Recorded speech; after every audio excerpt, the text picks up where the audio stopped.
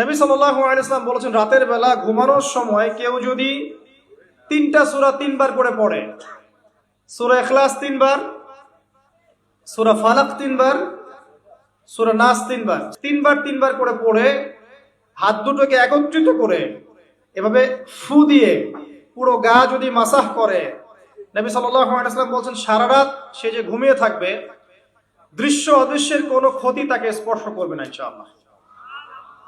এই আমলটা কি করতে পারি না? আল্লাহ তৌফিক দান করুন। আরেকটা সূরা সম্পর্কে নবীজি বলেছেন, রাতের বেলা কেউ যদি ঘুমানোর সময় পড়ে বিছানায় গিয়ে, আল্লাহ রাব্বুল আলামিন তাকে শিরকের পাপ থেকে বাঁচিয়ে রাখবে ইনশাআল্লাহু আযজা ওয়া জাল। শিরকের পাপ কি? আল্লাহর সাথে অংশীদার করা, যেই পাপের কারণে প্রতি 1999 জন মানুষ জাহান্নামে যাবে। এটা কোন সূরা আগে বলে নেই, এই সূরার নাম হচ্ছে সূরাতুল কাফিরুন। কুল ইয়া আইয়ুহাল কাফিরুন লা আ'বুদু মা তা'বুদুন। এই সূরাটা যে ব্যক্তি রাতের বেলা বিছানায় গিয়ে পড়বে, আল্লাহ রাব্বুল আলামিন তাকে শিরকের পাপ থেকে নিজেই বাঁচিয়ে রাখবেন ইনশাআল্লাহ।